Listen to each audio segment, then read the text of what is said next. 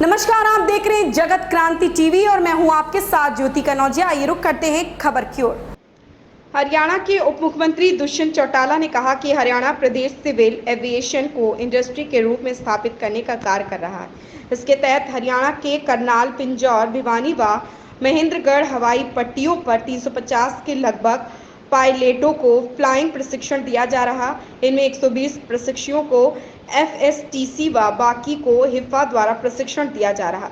यह बात उन्होंने भिवानी हवाई पट्टी के विस्तार कार्यों का निस्तारण करने के बाद पत्रकारों से बातचीत करते हुए कही। इस मौके पर उप मुख्यमंत्री ने कहा कि आने वाले समय में हिसार हवाई अड्डे पर फ्लाइंग ट्रेनिंग कार्य शुरू किया जाएगा। मुख्यमंत्री ने भिवानी के गुजरानी में लगभग 180 एकड़ में स्थित हवाई पट्टी पर बन रहे दूसरे ट्रैक का निरीक्षण किया तथा यहां पर ATC टावर व फायर स्टेशन बनाने पर अंतिम मुहर लगाई।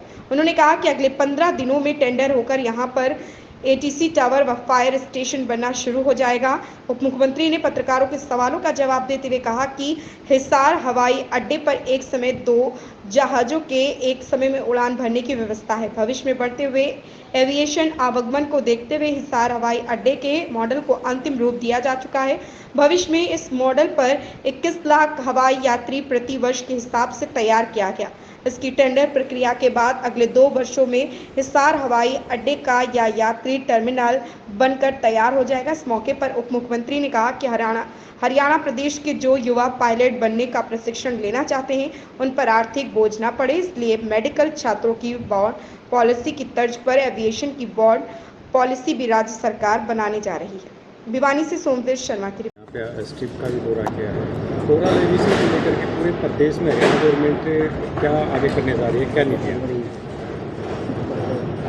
हमने पिछले 3 वर्षों में सिविल एविएशन को प्राथमिकता के तौर पर प्रदेश में एक इंडस्ट्री बनाया है और हम कामयाब रहे।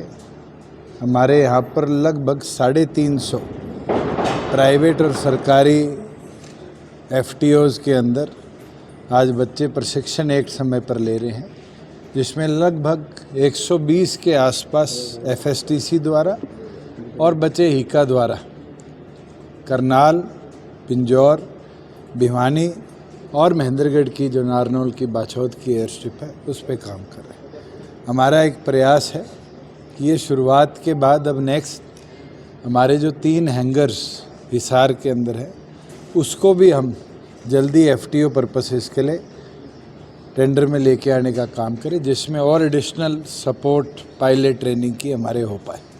इसके साथ साथ आपने देखा होगा यहाँ रनवे एक्सपेंशन भी हुई है, जो टैक्सी ट्रैक बनना था वो भी है, यहाँ पर बच्चों के लिए फैसिलिटेशन भी अब बनी है और आज ये डिसीजन भी लिया कि अगले 15 दिन में जो टर्मिनल यहाँ बनना है, ATC टावर बनना है, फायर स्टेशन बनना है, उसकी फाइलें भी अप्रूव कराकर उसको भी हम टेंडर प्रोसेस पे लेके जाएं कि अगले 1 से 1.5 साल में हमारे यहाँ पर ये सारी सुविधाएं अवेलेबल हो।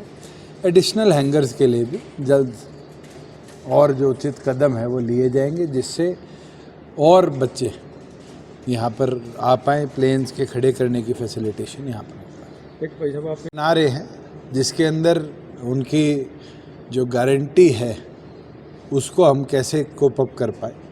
अलग अलग योजनाएं आज के दिन स्टेट द्वारा बनाई गई है। कई स्पॉन्सरशिप योजना के तहत पैसा दिया जाता है, वैसे ही मेडिकल एजुकेशन में बॉन्ड पॉलिसी के लिए बॉन्ड्स के माध्यम से पैसा दिया जाता है। तो एविएशन जो कंपनीज़ हैं उनसे भी हमारी चर्चा हुई है और स्टेट लेवल पर भी 2 राउंड चर्चा के इस पर हो गए। मैं मानता हूँ अगले 10 से 15 दिन में कुछ सार्थक कदम इसके उपरांत हम ले पाएंगे। नहीं भाई साहब, हिसार में जो हाल ही में उनका ग्राफिक्स वगैरह तैयार हुए, तो वो क्या प्रोजेक्ट कब तक धरातल पे कब तक आ पाएगा? ये सारा प्रोजेक्ट तो ऑलरेडी धरातल पे है, ये तो एडिशनल काम है। आज टर्मिनल बिल्डिंग 2 जहाज एक टाइम पे आए, इतनी तो हमारे पास हिसार में अवेलेबल है, मगर ये 20-21 लाख पैसेंजर साल के वहाँ आए, उसके लिए योजनाबद्ध तरीके से हमने डिज़ाइन फाइनल कराई है और अब इस डिज़ाइन का फाइनल DPR जैसे ही आएगा हम टेंडर स्टेज पे लेके जाएंगे। 2 साल कंस्ट्रक्शन पीरियड होगा, तो मुझे लगता है कि 2 साल के अंदर जब हम और सारे पर्पस यूटिलाइज़ कर लेंगे और प्लेन्स वगैरह की जो RCS के माध्यम से है वो कार्य शुरू हो जाएगा तो हमारे टाइमली टर्मिनल बिल्डिंग का भी उपयोग हम कर पाएंगे।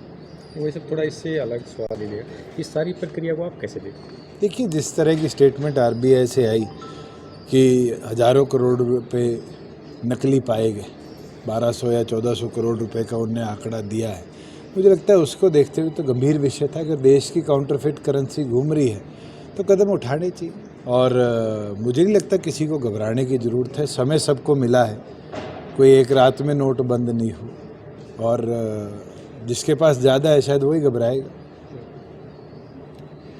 एक सर ब्रजभूषण जी जो कुश्ती संघ कह रहे हैं, वो कह रहे भी मेरा नार्को टेस्ट करवा लिया जाए, खिलाड़ी भी कह रहे हमारा करवा लिया, तो यह विश्वास की भावना दोनों तरफ से इस सारे मामले इस पे मैं कह के थक गया। पुलिस अपनी इन्वेस्टिगेशन कर रही है और पुलिस अपनी इन्वेस्टिगेशन के अंदर मैं तो कहता हूँ जब दोनों तैयार हैं तो दोनों का नार्को टेस्ट करा लें। नार्को टेस्ट की वैलिडिटी ऑथेंटिसिटी कितनी है ये भी बहुत बड़ा संशय का विषय है। आज के दिन तो जो बच्चे बात आरोप लगा रहे हैं वो अपने तथ्य पुलिस के आगे रखे और पुलिस उसके ऊपर इन्वेस्टिगेट करे, जो दोषी है उसको सजा। सर बात करें चुनाव की, इस खबर में बस इतना ही। मिलते हैं दूसरी खबर में जगत क्रांति टीवी के साथ।